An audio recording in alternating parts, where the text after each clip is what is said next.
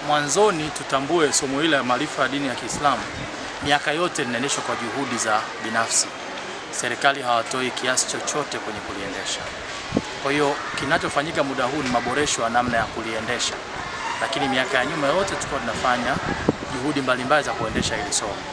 Muda huu tumekuja na utaratibu mpya ambao tuanze na shule za mfano ambao utasimamiwa na mfuko ambao walimu wa umoja wa Kiislamu katika mkoa wa Mwanza. Kwa baada ya hapo tutaona progress yake, tutaongeza kadiri uwezo wa kifedha utakavyoturuhusu inshallah. Mwanzoni kulikuwa na changamoto kwa wafundishaji, watu walikuwa wanafundisha zaidi mitazamo kuliko kufundisha elimu ya dini ya Kiislamu. Na muda huu alhamdulillah watu wanafundisha dini kwa sababu tuna vitabu vya mwongozo vinavyoelekeza nini kifundishwe.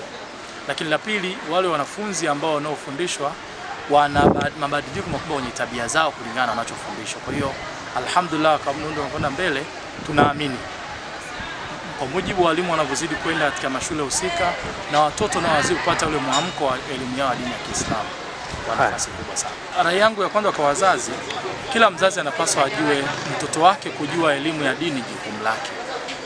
Anapaswa ashiriki kwa namna zote ambazo Mungu amemwelekeza. Na atakapoacha mtoto bila kujua dini, ajue ana dhima mbele ya Allah Subhanahu wa Ta'ala.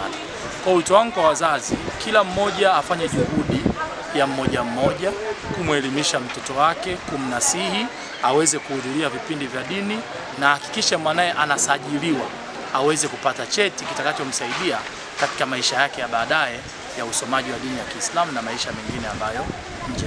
Kwa ufaulu tuko kwa asilimia nzuri. Ukilinganisha mwaka jana na mwaka huu na mwaka juzi na mwaka jana, alhamdulillah ufaulu wa mwaka huu umepanda sana matokeo mwaka jana. Na hii ni ishara tosha kwamba watoto muda huu wana mhemko mzuri wa kusoma dini ya Kiislamu. Kwa hiyo kwa uwezo wake Allah Subhanahu wa Ta'ala tunaamini hata usajili katika kipindi hiki shule zimeongezeka tofauti na mwaka jana.